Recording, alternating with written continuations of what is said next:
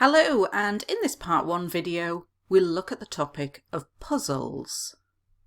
So puzzles are things that you can do on your phone, in a book, a game. They might be word games, number games, and these are the kinds of questions that they might ask you. Let's take a look. I'm pretty sure. We use this a lot in speaking and it means quite, fairly. I'm pretty sure. Specifically, when you're trying to remember something, but you don't know which one exactly, the name of it. I can't remember specifically. You can also use exactly. I can't remember exactly which ones. I can't remember specifically which ones. Jigsaws. These are games that we play a lot in the UK as children, and older people like to do these as well. So you put together a picture from small pieces. Jigsaw.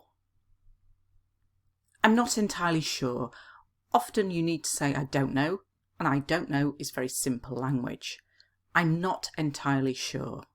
To be classed as, good for writing as well as speaking, and it means to consider someone or something to belong to a particular group. So I'm saying I did jigsaws, but I don't know if they are considered as, classed as puzzles. Actually, I think they are. Classed as, to be considered as.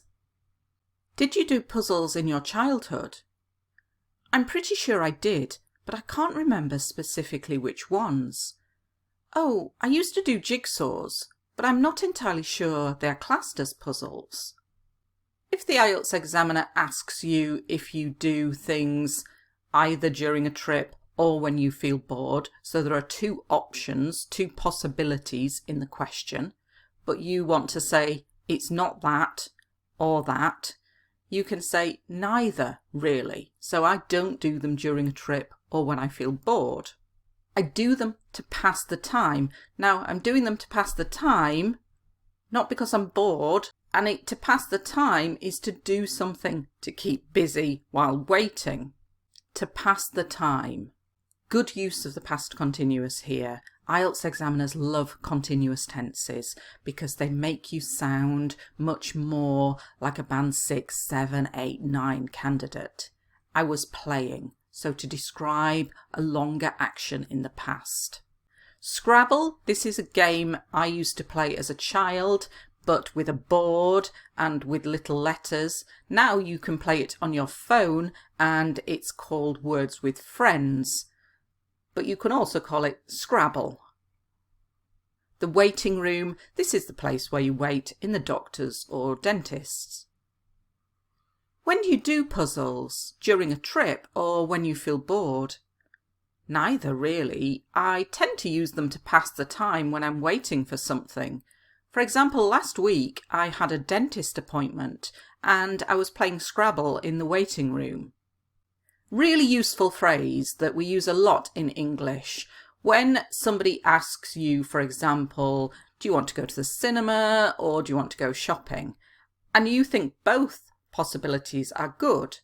I don't really mind. So you're saying yes to both and you're letting the other person choose. So the question, do you like doing word puzzles or number puzzles? I'm saying I don't really mind. I'll do both. To get into, a useful phrasal verb, to become interested in something. I've recently got into. Competitive. If you are competitive, you want to win. You want to be more successful than other people. Competitive. To say the least. So I'm saying we're quite competitive, to say the least. So actually what I mean is we're extremely competitive. To say the least. When you're saying something, but not in the strongest way that you possibly could say it. To say the least. Do you like doing word puzzles or number puzzles? I don't really mind, but I've recently got into Scrabble and I'm playing that a lot at the moment. I play it with a couple of mates and we're quite competitive, to say the least. A great deal of. You could use this in writing too. A lot of. A great deal of. Scientific evidence, so this means studies have been done by a university, for example, or an organisation, and there is evidence, proof, scientific evidence. Cognitive abilities, a fantastic phrase for both writing and speaking. Cognitive abilities. Cognitive means connected with the brain, and the brain uses skills to think, read, learn, remember, reason, pay attention, all of these things. These are your cognitive abilities. You have short-term memory and long-term memory. Your short-term memory is the ability to remember things that happened a few moments ago. Your long-term memory is the ability to remember things that happened longer ago. Short-term memory. Dementia. This is a term that means loss of memory. As people get older, sometimes they lose their memory. They start becoming more childlike. They can't speak as well as they used to. They find it very difficult to solve problems. And there are lots of different types of dementia, but the general term is dementia. Do you think it is good for old people to do puzzles? There is a great deal of scientific evidence that doing them improves cognitive abilities. They can help with short-term memory and reduce the risk of dementia. Lots of useful and quite high-level language in this video, so let's do the quiz now. What do we call this kind of puzzle?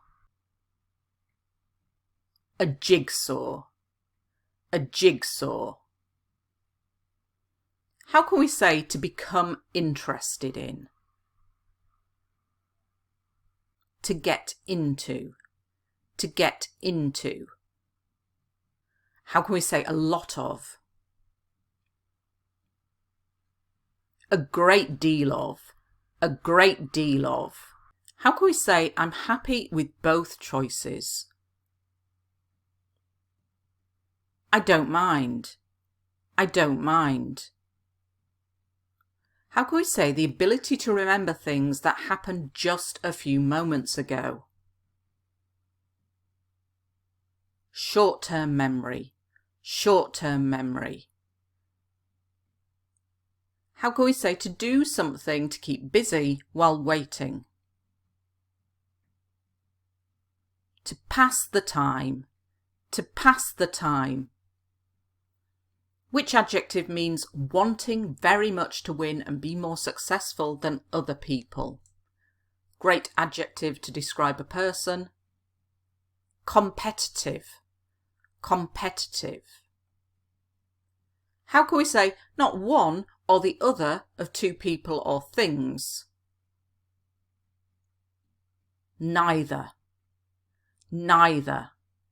How can we say the things your brain uses to think, read, learn, remember, reason and pay attention? A really useful phrase for both writing and speaking.